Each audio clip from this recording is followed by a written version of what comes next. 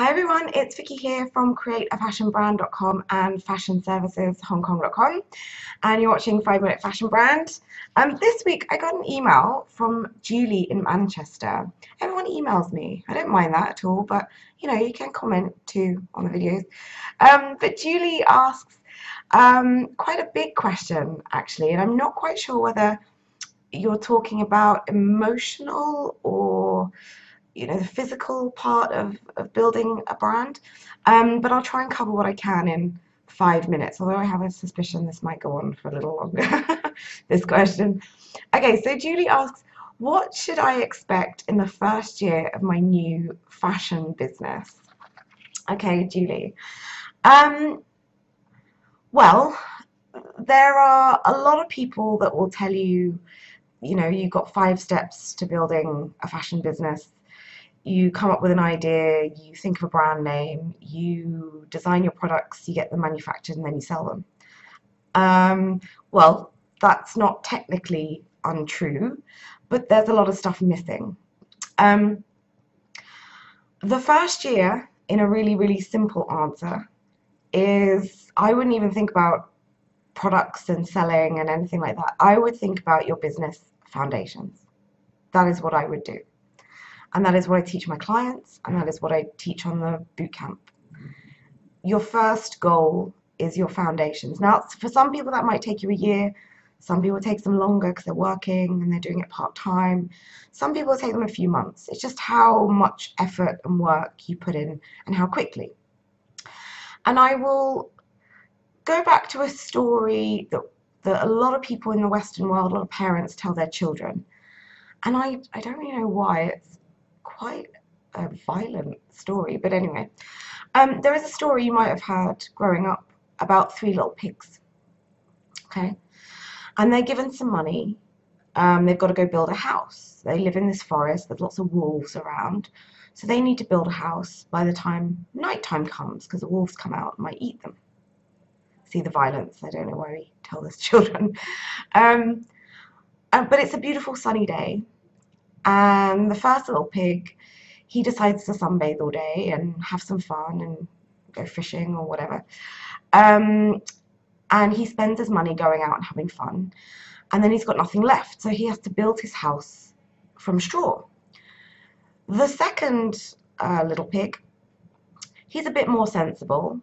He does a few things, spends some cash, and then buys some wood and builds his house. And the third little pig decides he's going to buy brick. He's going to buy the best stuff possible to build his house from. So he goes out and he spends all of his money on bricks. And nighttime comes, and the wolf comes and finds the little piggy houses that they've made. And the first house, the wolf huffs and puffs and just blows the house over. It's made of straw, so it just blows over. The second house, the wolf sets on fire because it's made of wood. So the wolf by this point has had 2 little piggies. Again, children, I don't know why. But the third house, the wolf has to go away because he can't blow it down. He can't destroy the house because it's been made so well and so strongly. And he can't set it alight and burn it down. So the third little pig is completely safe. Now the moral of that story, and the reason that I bring it up for the first year of your business, is about me talking about foundations. Now you don't necessarily have to spend all of your money, building your foundations. There is a lot of stuff you can do for free and you can do yourself. It's just going to take a little bit more time and effort on your part. Okay? So you don't necessarily have to spend all of your money on it.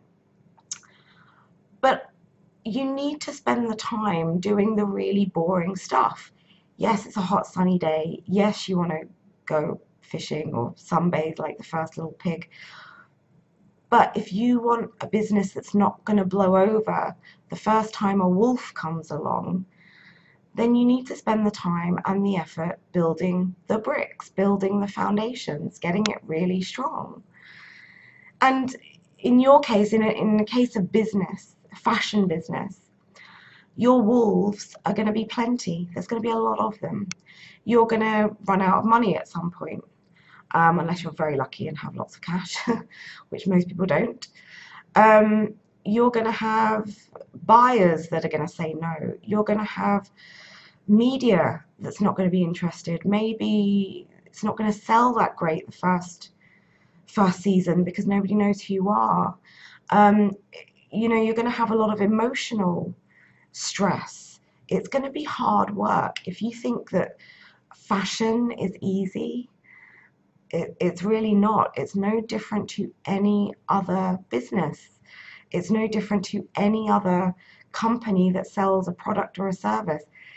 It's just that people think it's easier because you're selling clothes. And it's not. You've got to put the effort in, you've got to put the time in. So here's what I would expect for you, anybody, Julie and everybody else. In your first year, and like I said, this depends on how much effort you put in. It's completely down to you. You can get this done in 3 months, you can get it done in 5 years. It's down to you and how quickly and efficiently you do the work. But you need to stop worrying about the brand itself and what it's going to look like at the end in terms of the marketing and the products and stuff like that. You need to focus on what you are. Who are you as a brand?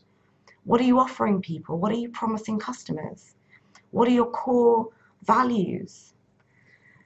Then you've got to think about your customers. Who are they? The research that you'll need to do into them to know what they want, how much money can they afford. If you come up with a beautiful product and the people that you're trying to sell to can't afford that product, you wasted your time. So you do the research at the beginning so that you're not wasting your time later on. You've got to do all of this research as quickly and as thoroughly as possible in order to get to the fun stuff. So after you've done all your research and you know what the results are, you've analyzed it all, you've come up with conclusions, then you can start using all that information to help you out further down the line. If you've got to make a choice about manufacturing, for example, well, half of that will be in your customer research because they'll know what type of factory, you'll know whether your customers are interested in, I don't know, where it's produced locally in the UK or US, or they don't mind if it's done overseas. Do they mind if the factory's ethical? Do they, what do they want from it? Do they need it to be environmentally conscious, etc., etc. So if you've got all this data, you've got all this research at the beginning, it will help you to make decisions throughout the rest of your journey. It will literally be the bricks to guard against all those wolves that are kind of lining up at the door. And you'll be able to sit in your house like the little pig, the smart little pig, and read a paper, light a little fire, have some dinner, and have a really good night's sleep. That's what's going to happen. Because you've done all the work at the beginning, you won't be playing catch up at the end and trying to fight off all of these different things that will be thrown at you, and they will be. Now, the other way you can do it, obviously, is you can come to my bootcamp. That is coming up in a couple of weeks. I'm not going to keep pushing it, but I do go through all of the steps. I do go through all the customer research, the emphasis on core values, your market, all the stuff that you will need to do in that first year or 3 months or whatever, to then move you on to going through the other bits, the fun stuff, the design, the selling and photo shoots and all that kind of stuff that people love. So I hope that's helped. It might be a bit of an abstract thing and maybe you're expecting something different, but I think people expect me to tell the truth, and I will always tell the truth because I want you to do well. I want you to start your business on the right foot, and I want you to be successful at it. So that's why sometimes I can't give you a happy clappy video. It would be easier for me to do that, but it would also be a lie, so I can't, I'm afraid. But if it has been helpful, I would really appreciate a like or a share, because it helps me to reach more people who are looking for the same good information and good research and good questions and answers that you have. If you do have a question that you want me to answer, comment in the video below, or if you're on my newsletter list, you can just hit reply and send me a message.